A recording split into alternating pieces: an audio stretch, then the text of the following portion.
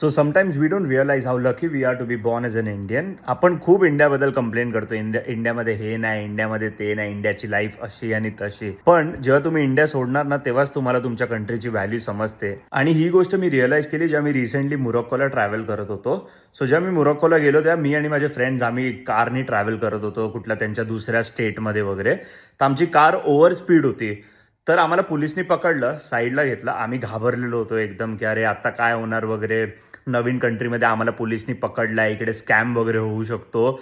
पण पोलिसनी आम्हाला विचारलं वेअर आर यू फ्रॉम. आम्ही बोललो India, but we live in the UK. एवढा रिस्पेक्ट त्या पोलीस ऑफिसरने आम्हाला दिला ना, त्यांनी हात मिळवला, जय हिंद, हिंदुस्तान जिंदाबाद, नरेंद्र मोदीबद्दल बोलला की किती पॉवरफुल लीडर आहे आपला, किती चांगला प्राईम मिनिस्टर आहे आपला, आणि आपल्या कंट्रीच्या ग्रोथबद्दल वगैरे बोलत होता. एवढं ऐकून बरं वाटलं ना. आणि युकेमध्ये पण जिकडे मी काम करतो, माझे काही कलिग्स आहेत ते अफगाणिस्तानचे आहेत, रशिया, युक्रेन, परत हे पॅलेस्टीन वगैरे. त्यांच्या कंट्रीजमध्ये एवढे हालत आहेत ना, त्यांचे बॉम्ब होत आहेत, त्यांची घरं, त्यांचे फॅमिली मेंबर्स मेले आहेत.